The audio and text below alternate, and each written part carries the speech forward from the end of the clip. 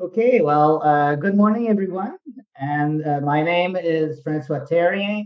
I'm a researcher here at the Terrestrial Museum, and I'd like to welcome you all to the 2022 Royal Terrestrial Museum Speaker Series. Today, the Royal Terrestrial Museum and its cooperating society are pleased to welcome back a regular guest of the speaker series, Dr. John Noad. John is a sedimentologist and petroleum geologist based in Calgary.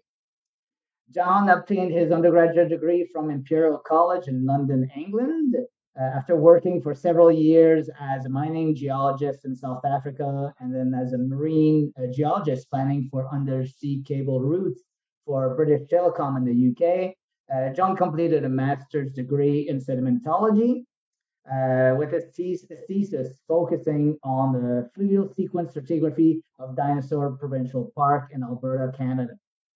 Upon completing his thesis, John returned to the University of London to pursue a PhD on the sedimentary evolution of eastern Borneo.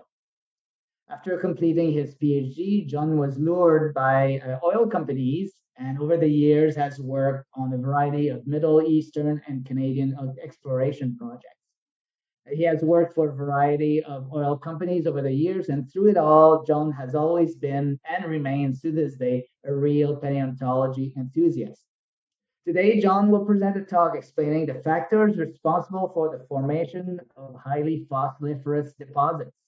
So, without further delay, I present you Dr. John Noad. So, John, take it away. Lovely. Well, thank you everybody for joining us. For the last year, I've been working as a consulting paleontologist, and I've been looking at construction projects and at seismic projects as well. And I've spent a lot of time looking at people excavating rocks and looking for fossils. And that's given me a chance to think about the relationship between sedimentology and paleontology. And I'm just going to share today some of the thoughts and ideas that I've come up with as a result of that process. So I just want to warn you before we start that there is definitely a slight bias towards dinosaurs in this talk. So as we know, fossils provide a huge amount of information, and most of the commercial data comes from microfossils and from ichnofossils. But macrofossils also have the ability to provide us with a lot of information, and this can include depositional settings, climate, water temperatures, salinity, turbulence, deposition rates, paleocurrents, provenance, lots of other aspects as well. So they are very useful. Today, what I'm going to focus on is spectacular fossil accumulations and to speculate about how they were deposited. So what we're going to do is explore the sedimentology of paleontology. So I'm just going to start off with a few basics about how to fossil hunt and a note on collecting macrofossils. So first of all, very important to observe and record. So don't just jump in there with your hammer and start whacking away at the fossils. Try and keep collecting to a minimum and collect from places where material is plentiful rather than trying to find that unique fossil which then nobody else can enjoy. And obviously never collect from walls or buildings. What you do when you get to the field, reconnoiter first, have a look around. You may well notice something that helps you to concentrate your fossil hunting where it's most valuable. We'll look at lithologies in a moment. Try and compare fresh and weathered surfaces. Often weathered surfaces are much more useful because nature has done a lot of the work in exposing the fossils for you. And then sunlight can also make a huge difference. It's amazing how late and early in the day when the sun's shining at more of an angle can expose more fossils. Serendipity is critical, so you need to have that luck factor. And I've just got an arrow here pointing towards this specimen of crinoids. I took a field trip out to Oxfordshire years ago, and a courting couple wandered off into the distance and left us all on the outcrop. And when they came back, they were carrying the specimen that I'm showing here, which was from a unique fossil crinoid bed that they'd discovered while they were just wandering around behind the trees. So it just shows that a little bit of luck is very useful when you're looking for extraordinary fossil deposits. And another very important point is pattern recognition. And I've got these two diagrams up here at the top, which you can see, which are just showing little hints in a fine-grained sediment and a coarse-grained sediment. I've hidden some objects in here that you may recognize. And the reason you'll recognize them is because you've probably seen them many times. And if I now pull back to reveal a little bit more, you can see we have a golf ball, the top of a drinks container, a matchbox, a cork, and a couple of other objects as well, including a dinosaur there as well. It's kind of funny because I showed this to my daughter and she didn't actually know what a matchbox was, but she clearly knew what a cork was from her parents drinking. Anyway, the best way to improve your fossil hunting skills is through pattern recognition. So handling the specimens that you are looking to find in the field, holding them, turning them around, and imprinting those images of that fossil in your mind will help you to be triggered when you see them in the field. So I would strongly recommend, if you are keen on fossil hunting, try and look at the fossils back at home to get an idea of how they're going to look when you get to the field. What rock type? Well, generally speaking, preservation in sandstones is relatively poor. They're quite coarse-grained, porous. Usually sandstones are formed in higher energy settings, so fossils may break up. And because the sandstone's porous, they can often dissolve the shell material away. So you may only see casts. Limestones are fantastic for fossils. The preservation is often beautiful, but the problem with limestones is that they're usually quite hard and quite difficult to get the fossils out. And you may find that when you try and hammer them, is that the material will break through the fossil rather than breaking through the matrix. You can use acid to help to etch out the fossils, but this is a lot of work and it should only be done under supervision. So ideally, the best settings for us as amateur to relatively professional fossil hunters is to look for mudstones. In mudstones, the fossils weather out easily. The fossils are generally common in these rocks, so if you did break one while you're trying to get them out, it's usually not a disaster. And you can get the fossils out relatively easily because these sediments are often quite soft and not so much cemented. And the preservation is usually very, very good because the fine-grained sediments help to preserve all of the detail of the fossils. So ideally, you should be looking for mudstones. The best outcrops for fossil hunting, and this is another thing where I've spent a lot of time wandering around on outcrops over the last year and noticing where the fossils are best exposed, is usually something like the picture that we have here. So we have relatively low elevation outcrops. So there's a hammer for scale in the middle here. The slopes are not too steep. If you have very steep cliffs, a lot of material falls down and that material tends to build up at the base of the face and cover up any fossils that may have eroded out. So gentle slopes. High erosion rate is very useful because the more you erode the sediments, the more you concentrate your fossils. And finally, fine grain size is very good, not just because it preserves the fossil nicely, but also when the grains dry out, the wind can blow them away, and that can help to concentrate the fossils as well, so you see more fossils. The fossils themselves, ideally you want to see abundant fossils in the first place, because then you've got more chance of finding them. And if they're robust, maybe cemented up by siderite, which is iron carbonate, that can also help as well. So it's worth remembering that siderite is truly the paleontologist's friends in terms of fossil preservation. Deposition rates are one of the big keys to concentrating fossils. So let's just talk about those for a moment. So deposition rates are always pretty tricky. When you go into the field, there's always somebody who says, well, how long did it take for this rock to form? And knowing the rate of deposition is usually pretty tricky. First of all, deposition rates are very variable and they're influenced by all sorts of factors. I've got a list here, but of those, probably the most important is the sediment supply, so how much sediment you're delivering, and the distance away from the source of that sediment, because obviously the further you are away from the source, typically the less sediment will still remain, because most of it will have already been deposited. Sequence stratigraphy, so changes in relative sea level and the creation of accommodation space, so space in which your sediments can accumulate, is very important. And also subsequent erosion after the material has been deposited. If it then gets eroded away, obviously you're not going to preserve any sediment at all. Another important factor is what's called the Sadler effect, and that is that depositional rates fall with increasing time span. And the reason for this is that if you have a very short time span where you deposit sediment, then usually you don't have any breaks. But as you increase the amount of time, you frequently experience breaks in sedimentation. So that may be due to climatic conditions or uplift. But often you'll see that there are breaks in the sediment. So when you average out over time, with all of those breaks in the sediment in there as well, that means that overall your deposition rate is going to fall with increasing time. All of these rates, the depositional rates, will affect the amount of fossils that you see at any one horizon. But if everything else is stable, then the deposition rate, the higher the deposition rate, the more dilute your fossils will be. But that's if everything else is constant. And what we're going to look at today is situations where everything is not constant, and try and concentrate on how those have led to these fossil accumulations. Comparing terrestrial to marine, what we usually see in terrestrial settings is that deposition rates decrease away from channels, and they're affected by the presence of tributaries. They're affected by lateral migration rates. So as channels migrate laterally, then that can affect deposition rates, and they're affected by erosion of existing deposits. So if you don't have any subsidence, then you'll keep reworking the same sediments, and you won't actually deposit any sediments. And then in estuarine settings, usually what happens is the deposition rate increases downstream and correlates to vegetation density.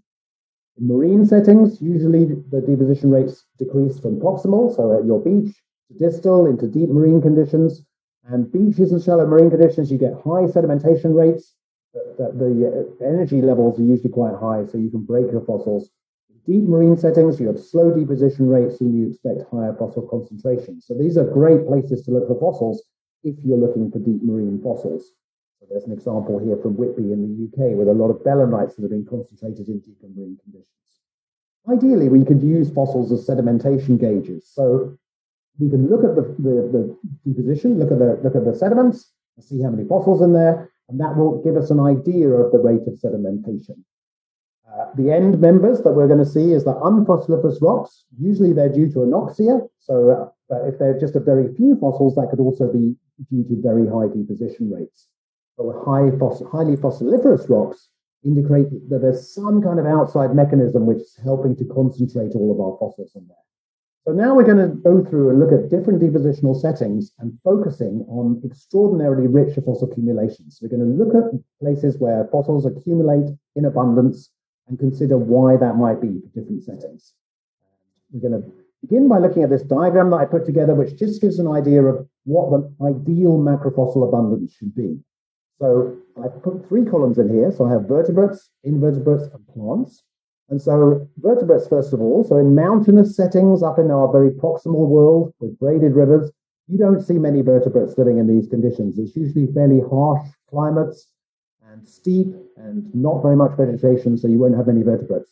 But as you come onto the floodplain, you're going to see a lot of land mammals or dinosaurs if you're going back to the Cretaceous. And so you can see we have a peak here in our land deposition. So we have the most vertebrates in the land settings with meandering channels. So a more distal, so more closer to the coast is where we're going to see the most vertebrates. And then as we come down towards estuarine conditions and beach conditions, there aren't many vertebrates living in that area. But then as we go out into the marine settings, we're going to see fish. Possibly we might even see some other animals that are living in those deep marine conditions. If we turn to invertebrates, once again, in our barren areas, in the braided rivers, we don't see many invertebrates there. On the floodplains, we get a nice variety of shell material, gastropods and small bivalves, thin shell bivalves. And then once we get out into our beach settings and tidal flats, then we see a dramatic uptick in the number of invertebrates. And this high number of invertebrates continues out all the way into a marine setting. So right out into deep marine conditions, we're still going to see a lot of invertebrates. And finally, plants. Once again, plants up above the tree line. We're not going to see many trees. But then when we come out into our upland areas and then through our meandering coastal settings, we get a lot of vegetation in here. And depending on the climatic conditions, we can see a huge uptick in the amount of vegetation close to the coast on that coastal plain. And then as we go out into the marine setting, not very much plant material. We'll get some marine plants in there, and we're also getting some plant material that's washed outboard. So this is the ideal abundance of fossils that we would see if there were no outside mechanisms to concentrate them. But there are, and these are the outside mechanisms. So what I did, I went through hundreds and hundreds of richly fossiliferous sites looking for the common themes which led to these highly fossiliferous accumulations. And the 5 themes that I came up with were fecundity. So this is where you have wonderful conditions for living. So you have a lot of animals living there. Winnowing, where you have erosion of the fine-grained sediments and preservation of the coarser material, leading to lag deposits, which often contain a lot of fossils.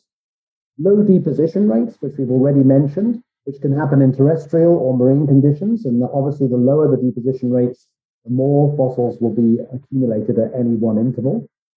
Episodic events, and these might include things like yearly monsoons, storms, turbidites, or nearshore slumps.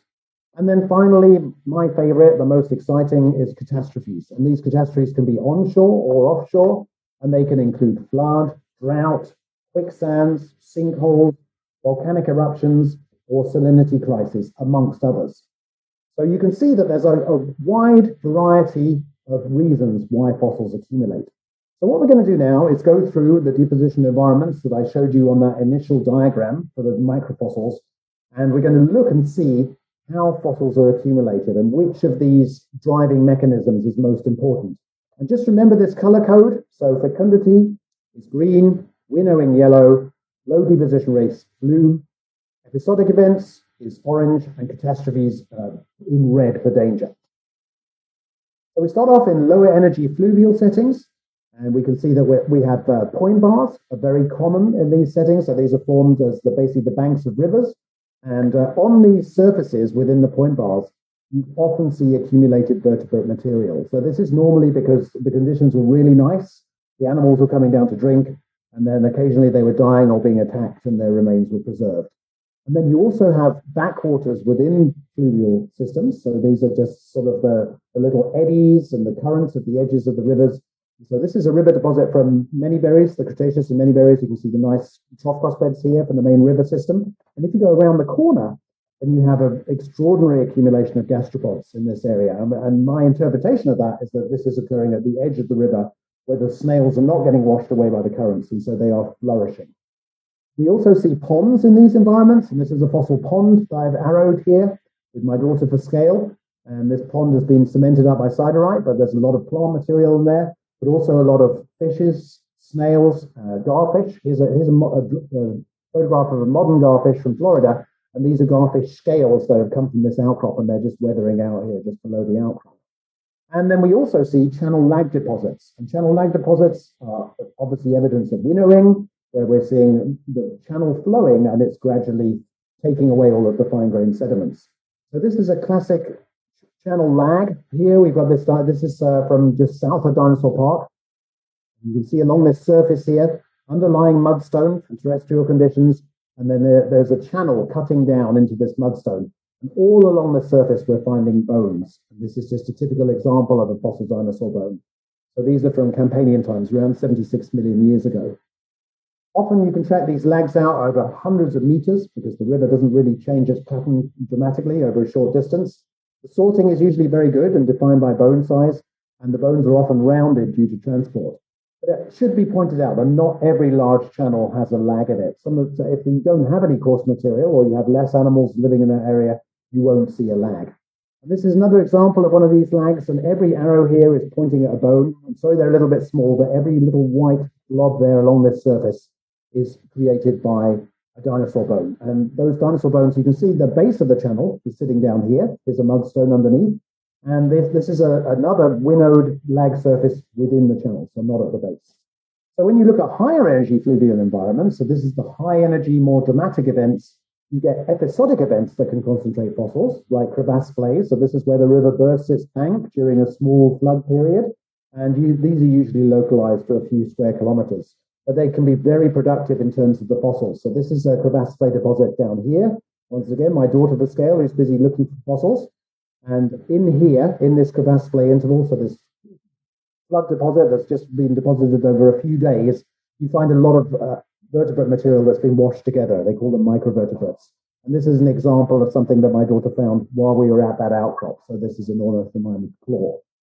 We also see major floods, and there you get heavy winnowing. And this is an example of a major flood sitting along here. So we've got a hammer for scale underneath, and you can see all these clasts here, mudstone clasts that are built up along this layer. And then also we see the big bones sitting in there as well. So these bones were not formed by an outside agency. They were just formed by a flood that's washed downstream and just carried all these bones and washed them together. This femur here is probably 4 to 5 feet in length, so around nearly 2 meters in length, exposed in the outcrop. There are also catastrophic events and storm surges, and I'm going to talk about those storm surges later on. So if we look at the data here, I've got a data set. I worked south of Dinosaur Park, and I collected 87 data points from fossiliferous, highly fossiliferous beds that were exposed just south of Dinosaur Park. And when we look at these, what we see is that the most common places to find these highly fossiliferous accumulations is on pine bars. And then we also see a lot of channel lag deposits. And that is far more common than the other depositional settings that I mentioned to you. And then if we look at the concentrating factor, so we've classified these, whether they're fecund, winnowed, low deposition rates, episodic, or catastrophe, we find that the most common is the fecund environment. So really nice conditions is what most conducive to these fluvial fossils. And then winnowing is also a major factor.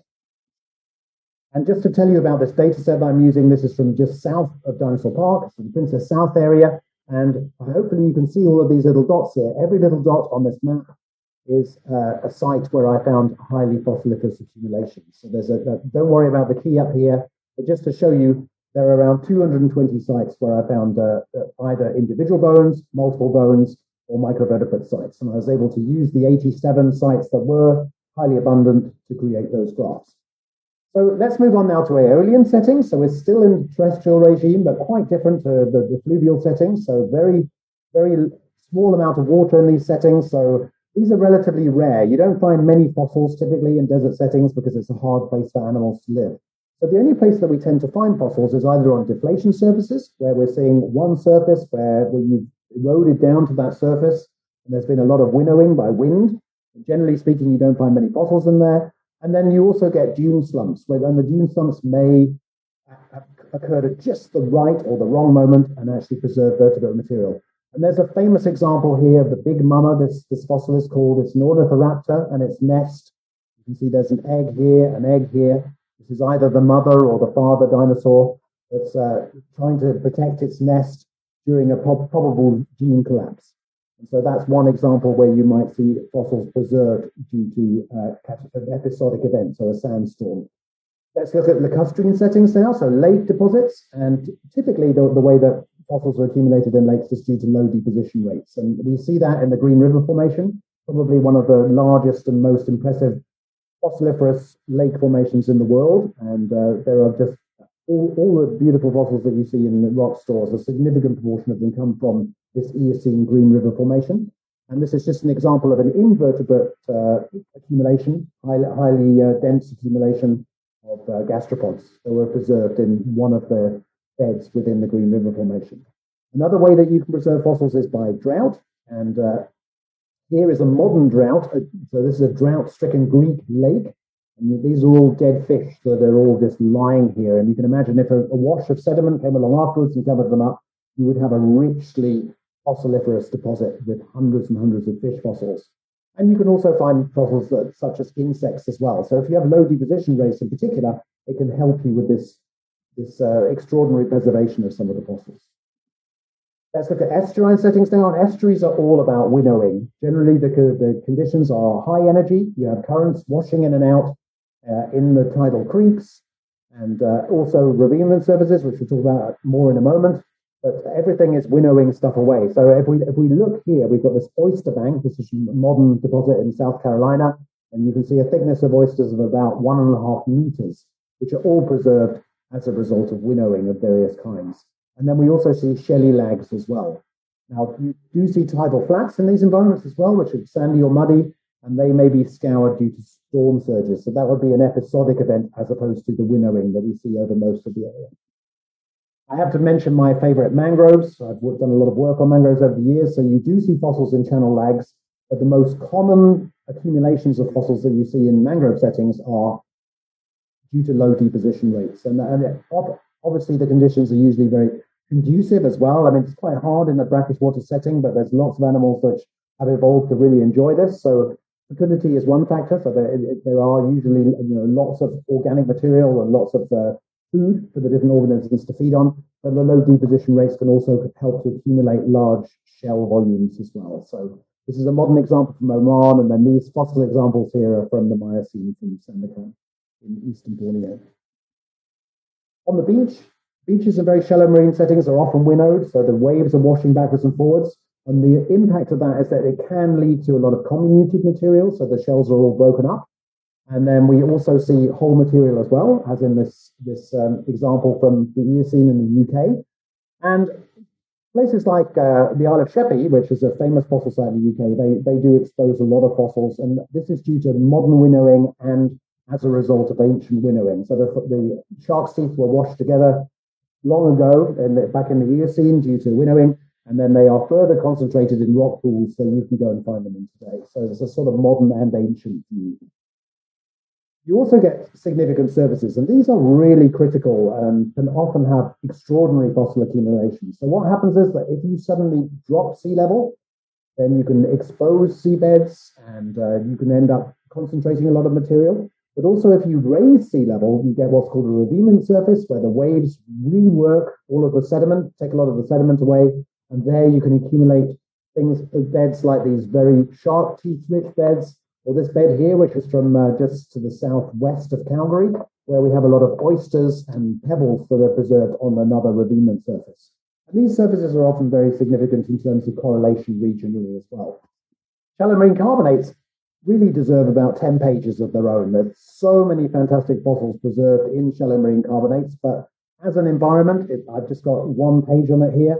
And usually, if you can imagine going to the Bahamas or to the Great Barrier Reef, if you go to areas offshore where there's not a lot of plastic input, in warm conditions, you tend to get an abundance of life. So lots of corals, so I've got corals here, lots of foraminifera, so these are mainly foraminifera here. And then if you go back further in time, like this is a Silurian example from the UK, from the Wenlock limestone, where you have these accumulations of brachiopods, trilobites, bivalves, bryozoans, just a huge array of life. And I've got another example here from the Solnhofen limestone, which is really more of a marl, where you have beautiful preservation, and these can also be relatively concentrated as well. So what we're seeing is low deposition rates typically, which are helping to accumulate these fossils. Obviously, it's very fecund, so beautiful environment for living in. And you can even get redeposited facies where slumps occur downslope. So that would be something episodic, which helps to accumulate the fossils. And this is another example from Morocco, the famous Atlas Medusa fossil, where this is painstakingly put together over hundreds of hours. And these fossils are also accumulated as a result of a mixture of fecundity and slow deposition. These are actually heteromorph ammonites. Then we move finally into open marine settings, and typically you see two types of accumulations here. You either get maximum flooding surfaces, so this is where you have very slow deposition rates at sea level highs. And an example here I'm showing from the Triassic of Kananaskis. And you see these surfaces here. This is a bone bed with phosphatized glass here, which may well be coprolites. And there's lots of shark's teeth on the surface as well. And then you can also get isolated highs, which lead to slow deposition. And this is an example of an isolated high here, or geo, or seamount, where you can actually accumulate fossils on the top here, where you have very slow deposition rates. And a classic example is the inferior oolite in the UK, where you have 13 ammonite zones deposited over about 3 meters of section. In other parts of the world, that could be 200 meters of section. So everything is very, very concentrated. There are also storm deposits. So these are episodic deposits. And this is another example from my PhD area in Sandakan, in eastern Borneo. And what's happening here is that you can see this is deep water mudstones, which don't have many fossils in them. But every now and again, you get these little layers here, these 1 to 2 centimeter thick layers. And they were storm deposits. You can tell they're storm deposits by the sedimentary structures. And the storm deposits have later been cemented up because they're more porous than the mudstones. And that cementation has helped to preserve a whole variety of fossils. And one outcrop, maybe the size of a large building, yielded over 90 species of invertebrates. And all of the species of invertebrates came out of these little thin layers, and they were preserved as casts in ironstone. You can see I've got an argonaut here. This is one type of crab, Ranonoides, and these are other crabs that came out of that same interval. So the key factors here are that the storm deposits, so the episodic deposits, are washing these animals together, and then the diagenesis, the siderite cementation, is an additional aid to preserve the fossils. So this is just a summary. I'm not expecting everybody to read this, but this is the different environments, so from fluvial, Aeolian, Lacustrine, right out into open marine. And then these are our 5 driving mechanisms that help to concentrate fossils. And what we can see is basically that there's something in every square on this table. So that shows that all of these mechanisms, all of these 5 mechanisms, theoretically can operate in any depositional setting. So it's really up to the sedimentologists and the paleontologists to work together to try and work out which of these mechanisms is operating in any one particular outcrop. So I've just put some examples of rich fossil beds in each of these settings, just to show you. So you may well be familiar with some of these. So I'll just highlight from the fluvial. We have the Wealden in the UK, where baryonyx came from. Lots and lots of lovely fossil plants as well. In Aeolian settings, these are relatively rare, as I said, but the Clarence Formation in South Africa was deposited. And here we see a lot of vertebrates that have accumulated in these very dry, arid settings. Lacustrine, the most famous by far, is the Green River shales in Wyoming. And I've got an example here of this of a nice ray that's preserved within these deposits, but they can certainly have some great fossil accumulations.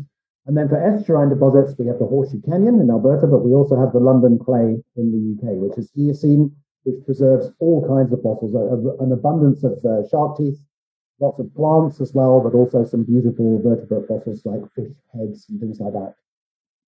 And then when we go out into the more distal environments, we go through the coastline, where we're beach and shore faces, where we're seeing things like these Dactyloceras deposits, these shallow marine ammonites, which are preserved. We're also seeing beach and shore face carbonate deposits, like the Solnhofen limestone. So this is the Archaeopteryx, which I talked about in previous years in this speaker series. We have open marine conditions, like the chalk, deep water shales, and we've seen places like the Stevens Mountain and those formations, Stephen Formation, here in Alberta and British Columbia, where we're getting beautiful trilobites preserved in these shales, but also this example here is from Glendrindrod Wells, Ordovician shales in the UK. And then we have a variety of other deposits which don't really fit into these categories, like glacial deposits and ashfall deposits. What is the most likely environment where you're going to find these abundant fossil beds? I looked at 156 different extraordinary fossil sites across North America. So I basically did a survey of all of the richest fossil sites which have been identified. And what they showed is that the most common accumulations occur in fluvial deposits. So around 60 out of our 160 were deposited in fluvial settings. Not many in Aeolian, a few more in Lacustrine, and then our coastal deposits, the clastics and carbonates, were responsible for most of the rest of this number. So my interpretation of this is that fluvial settings, it's easier to find large vertebrates. Dinosaurs and large mammals get more funding, so there's more people looking for those. And fluvial settings are more liable to catastrophic events due to the potential for drought, fire, famine, and flood. So there's lots of ways that fossils can be accumulated in rivers. And if you go to the bone bed data, which is from the published literature, and once again, I've collected a lot of this data together, what you find is that out of the bone beds, the most popular are Cretaceous lags and Cretaceous floods. And that ties in very closely to what we see here with the fluvial. And the second most abundant depositional setting to find bone beds is shallow marine accumulations, which also matches very nicely with what we see from these, the data set from across North America. So when we look at the concentrating agents here, what we see is that if we look at the terrestrial settings, the proportions of catastrophic, episodic, slow deposition, winnowing, and fecundity, if we look at Aeolian, fluvial, and estuarine settings, they are very similar, these proportions. So there's not a lot of difference there. Lacustrine is a little bit different. There's less catastrophic events happening and more slow deposition. When we go into the coastal setting, we find that the shallow marine clastics and deep marine clastics are also dominated really by this slow deposition rates, although there's a lot of winnowing in the shallows that you don't see in the deeps. And then shallow marine carbonates seem to be dominated by fecundity. So it's very interesting to compare these different environments and see that the relative proportion of driving mechanisms of concentrating fossils is so different. So before I finish, I want to talk a little bit about taphonomy. And taphonomy is like the other half of the story that we haven't mentioned yet.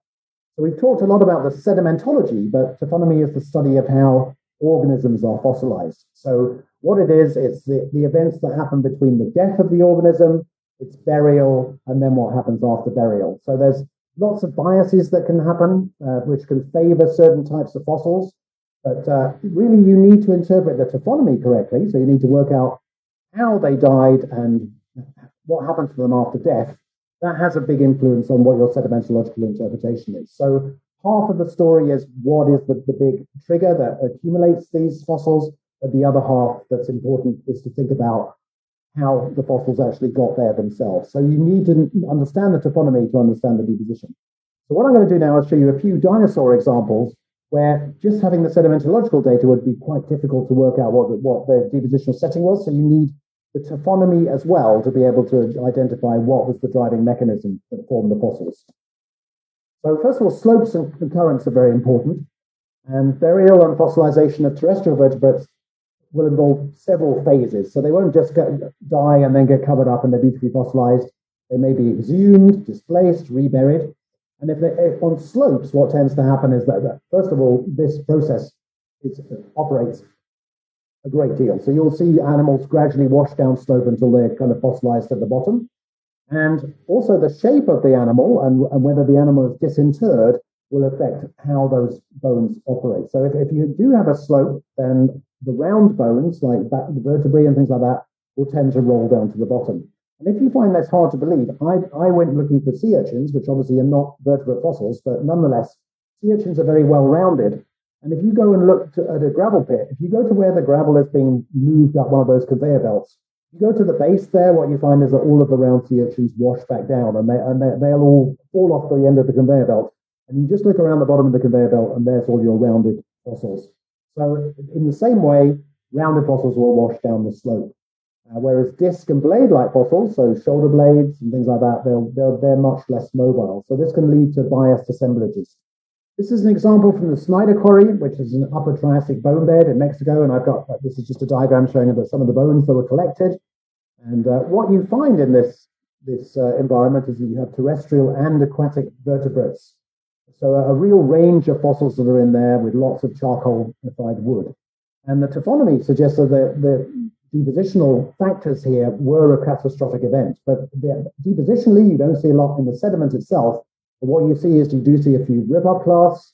The bones and the wood are heavily aligned, suggesting that there's some kind of flow or movement in one direction. And there's high density of bone, suggesting that there has been transport and sorting. And the preservation, plus the charcoal, suggests that there was a wildfire, and following the wildfire, the material was probably washed together. So that would be hard to know without looking at the taphonomy that was the driving mechanism behind this deposition. The Howe Quarry in Wyoming is very famous and has yielded at least 25 sauropods as well as allosaurs. And most of these are diplodocuses, those type of dinosaurs. And this map here just shows the fossils that were taken out. So this is the different parts of the dinosaur. So head, necks, and tails are in red. The body and ribs are in yellow. And the shoulder blades are in green, and the feet are in blue. So you can see that there's a huge variety of material which has been washed together somehow. So a quote from Roland Bird, who helped to excavate it. Instead of two sauropod skeletons, there was a veritable herd of dinosaurs. Their skeletal remains crisscrossed, locked and interlocked in a confused and almost inextricable manner. And so the interpretation here, looking at all of that taphonomic data and how the fossils are actually preserved, is that you had a group of sauropods who either rushed into a waterhole and became mired, or possibly were carcasses washed in during floods. But looking at the actual style of the deposition there will help you to establish what happened when they were fossilized. And then I'm just going to finish off by looking at the monospecific bone beds from Alberta. And there's at least 25 bone beds scattered throughout the stratigraphy of Dinosaur Provincial Park, mostly monodominant and most commonly Centrosaurus, with up to 1,500 individuals. And there have been lots of theories put together for how these fossils were deposited, including getting washed away during floods while they were trying to cross rivers, and maybe disease and things like that. But when you look at some of the taphonomic evidence, so the carcasses being disarticulated, unimodal orientation data suggesting sorting, fragmented bone with green stick fractures, which suggests scavenging and trampling after death, and the presence of a huge variety of ages of the dinosaurs, which suggests a mass kill event rather than just the old animals dying off, and a common pattern across all the bone beds, which suggests that they're repeatable. When you pull all this data together, a good interpretation that I think is very robust is that you had these storm surges on very low gradient coastlines. So when you look at the deposits of these beds, you can see here, there's no real sedimentological evidence in there. So all of the evidence is from the fossils themselves. So I would just like to stress that you need to integrate both sets of data. You need the sedimentological data, paleo, and obviously the taphonomic data to be able to get a really convincing case for how these accumulations were deposited. So just to wrap up, what we've seen today is that there's a new five-fold division of mechanisms to concentrate fossils. And this is previously unreported, so I'm busy working on this and trying to use this in other areas as well. And so the five mechanisms are fecundity, winnowing, low deposition rates, episodic events, and catastrophic events. And what we've done is that I've been able to collate richly fossiliferous sites for each depositional setting and looked at this data set of 156 extraordinary sites across North America and classified them by driving mechanisms. And I think it's worth pointing out that we've only scratched the surface here. There are many more depositional settings waiting out there. And I want to extend this study to Europe, to Asia, to Australia, and South America to see whether the same factors operate in all of these and whether the proportions of events are the same. And then another area of focus for me that I'm looking at now, using that Dinosaur Park data set, is to see whether there's a stratigraphic change. So are there certain layers of rock where there are lots of floods, and then you go up the stratigraphy and then you find an area where there's lots of fecundity, and then you go up and there's an area with lots of drought. So is there a way of actually sorting these by stratigraphic elevation as well? So lots of work waiting to be done, and I just think it's time that every sedimentologist needs to unlock their inner paleontologists.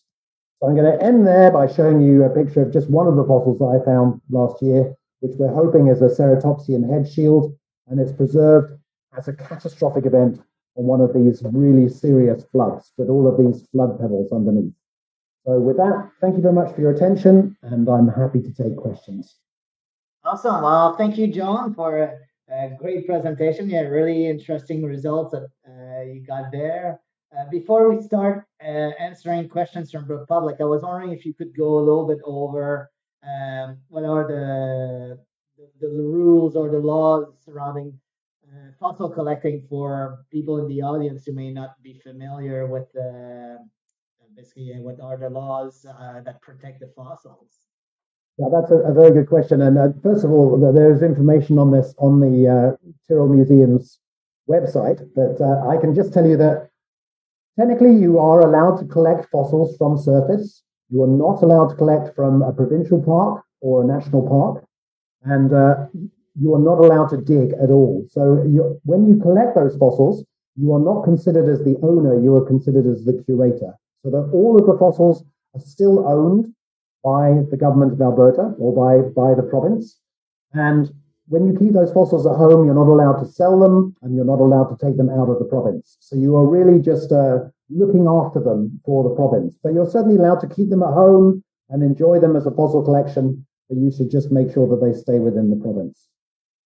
Yeah, and that's the thing. Thank you for clarifying this. Also, yeah, obviously, as you mentioned, collecting a fossil in provincial parks is a big no-no. But also, even on private land, you need to make sure that you have the landowner permission to collect the fossils to be there in the first place. Otherwise, it's trespassing. But I'm not sure. Yeah, the laws are probably different all around the world. So wherever you are, make sure you're familiar with the laws surrounding fossil collecting, because they may be different from Alberta. For example, you had fossils from the UK. What are the laws in the UK surrounding fossil collecting?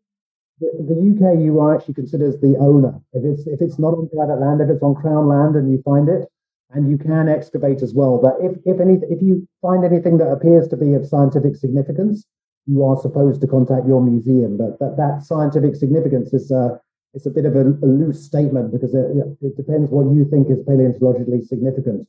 But there's definitely fossil hunters who are getting permission from quarries to go in and mine whole dinosaurs or whole marine reptiles, and then they are technically allowed to sell them on the open market, which is not something that could happen in Canada. If people are interested in the rules across Canada, I wrote an article for the Reservoir magazine a couple of years ago, which is the CSPG's magazine. And in there at the end, I put in some summary details about all of the provinces and what the rules are for collecting fossils, certainly in Western Canada. So if you are interested, there's also a lot of material online. But Francois is absolutely right. It's something that you have to be very careful about. And there are certainly areas down in the southeast of the province where you get on the wrong piece of land while you are fossil hunting, and the next thing you're going to find is an angry farmer holding a weapon of some kind, coming to ask exactly what you're doing. So make sure you're just on public property. Yeah, that's actually a good example that contrasting the UK with Alberta, how the laws are clearly different depending on where you go. So depending on where the audience members of the audience are located, the laws may be totally different. But yeah, definitely, you make sure you're familiar with the fossil laws before you go out fossil hunting, and then yes, that's it. So we have questions coming in. So do you have time, John, to answer a few questions? I was just going to say that other countries as well, when you go on holiday, you need to make sure that you check. So Malta, for example, an amazing number of fossils everywhere you go, and you are not allowed to collect any fossils in Malta at all.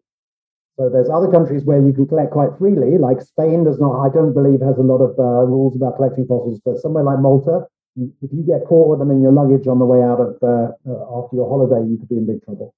You need a permit.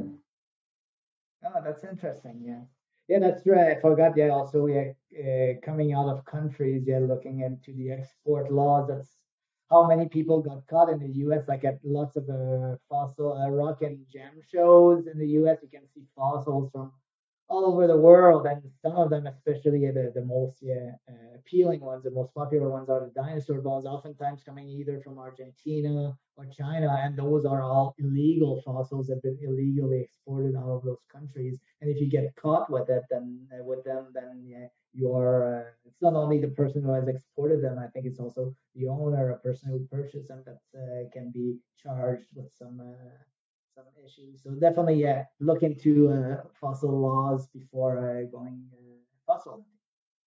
Okay, so we have a few questions coming in. I have three questions from Kendur Sarwan. The first question is, can the methods of area cladistics, along with the relative completeness index, help us predict where fossils are more abundant, especially when considering a single clade or taxon? Well, it's a good question. I'm not sure so the cladistics is about how you differentiate between species, as I understand it. So I'm not sure of the implications of that in terms of fossils. But I would imagine that there's certainly some types of fossils that are more abundant, some species that are more abundant.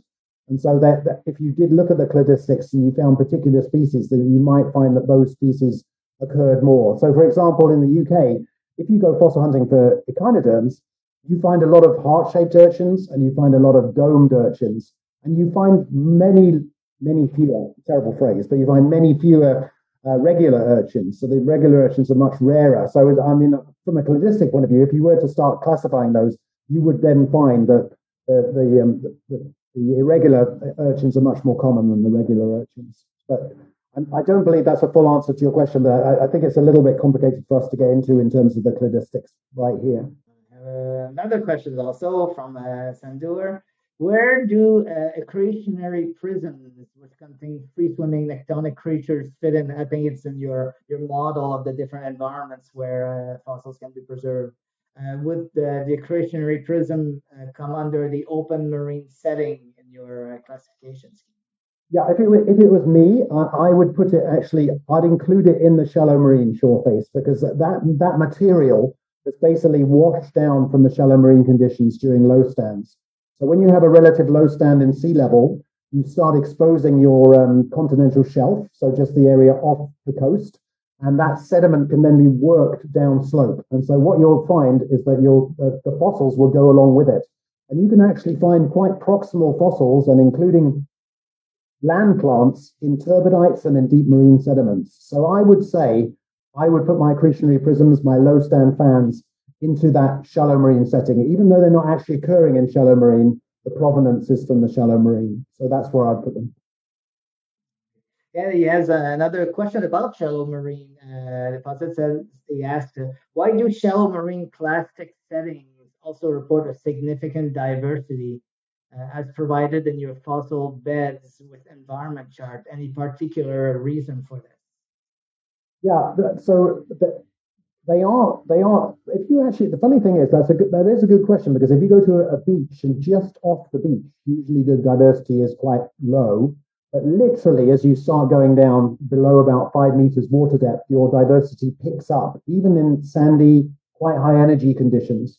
So there's a lot of organic material which is being remobilized, And you only have to look at crabs on the beach and the amount of, you can have beaches that are absolutely riddled with crabs, and all of those crabs are busy taking each tide's new set of organic material and feeding upon it. So that generally speaking, they are pretty fecund in terms of areas. I mean, if you have an arid coastline, a very arid coastline, and you're not getting any plant material being delivered to the sea, then probably you'd have lower diversity. But assuming that you have a relatively benign climate, there's a lot of material washing down from the coast and being remobilized by longshore drift, and then that's allowing your organism diversity to increase because there's a lot of food material for them to predate upon.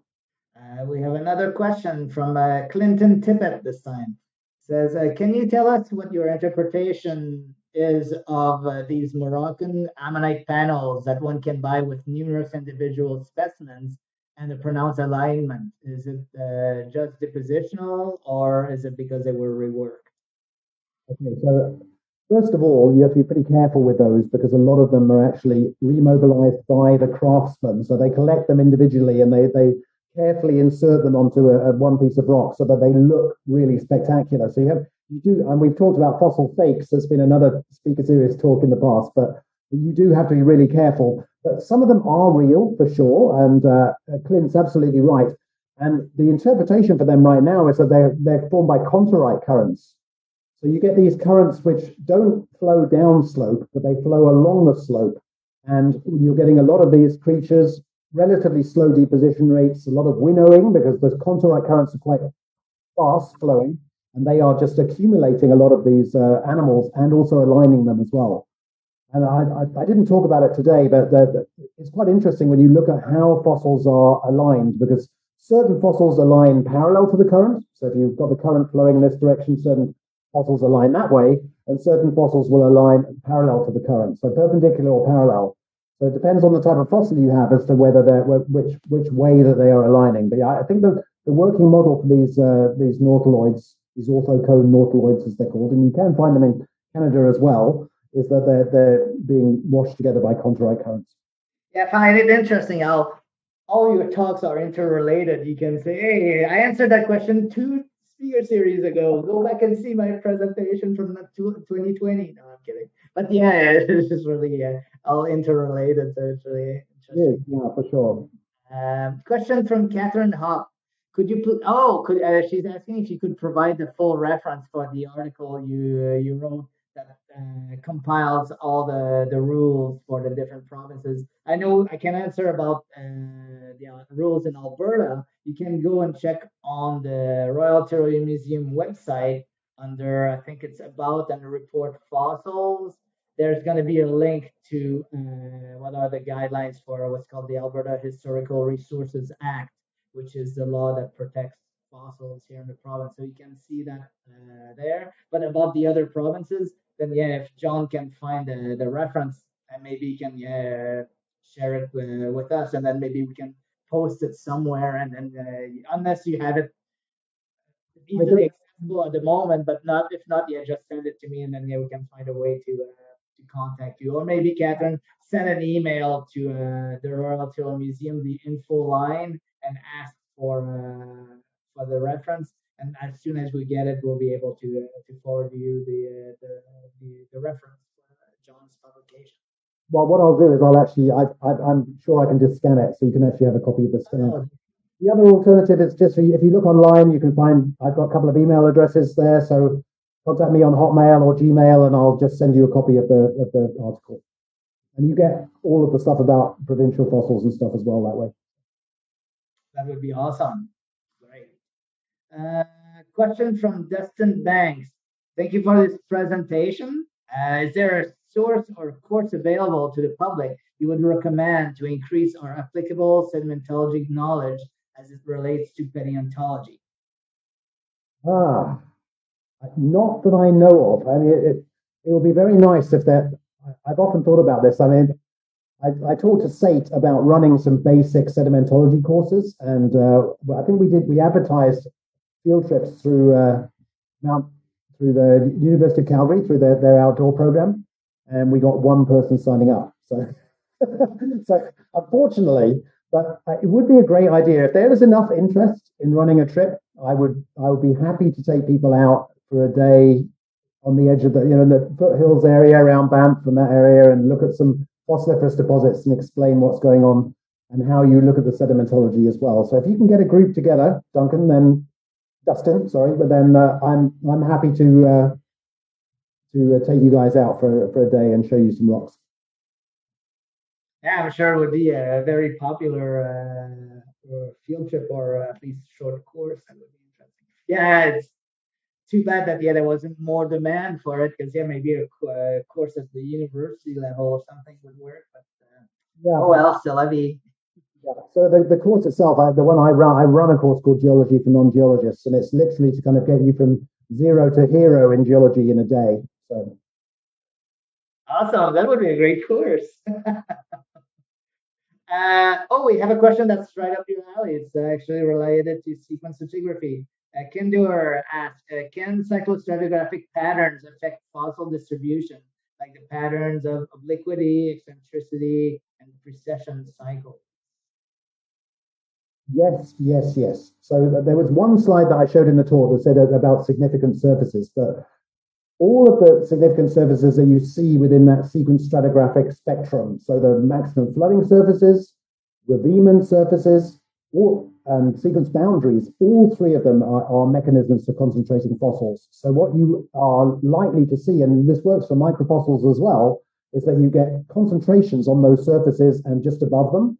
And then as you go up through the succession, you'll see a dropping off in the concentrations with everything else being equal. And then you'll see the concentrations start to rise again as you come to the next interval. So low stand, so when your sea level is lowest, you'll have winnowing and you'll accumulate fossils on that surface. And you see this in places like the Book Cliffs in Utah with these beautiful beds full of shark's teeth. And as you start rising sea level, and you've got ravement surfaces, so where the waves are reworking the sediment, you get these lovely ravement surfaces with fossils accumulating on them. And then when you get to maximum flooding surfaces, so that where the sea level is highest, you have a sort of turnaround point where deposition rate really drops off, and you see a concentration of organic material. You'll see, if you look at a gamma ray log, then you'll see the gamma ray will spike because you've got higher uranium content because of the organic material. And then at that point, you'll also see a concentration of fossil material as well. So yeah, absolutely. Sequence stratigraphy and fossil concentrations go hand in hand. Yeah, that's something that's often underappreciated, that truly some geological or stratigraphic factors can truly influence the occurrence of fossils. That sometimes there's surfaces where there's an increased accumulation of fossils. I think there was a paper by, I can't remember the first author, but Dave Eberth, our good friend Dave Eberth, was an author, and I think it was 2001. It was about the impact of sequence stratigraphy on fossil occurrence within the Horseshoe Canyon Formation, and showing that there are lots of flooding surfaces, or basically drop in sea levels, acted as concentrating factors for both vertebrate occurrences. Yeah, and invertebrates as well. I mean, there's that lovely bored interval in Drumheller where you see all the pteridolites, where all of the bivalves are bored down on a surface during low stand.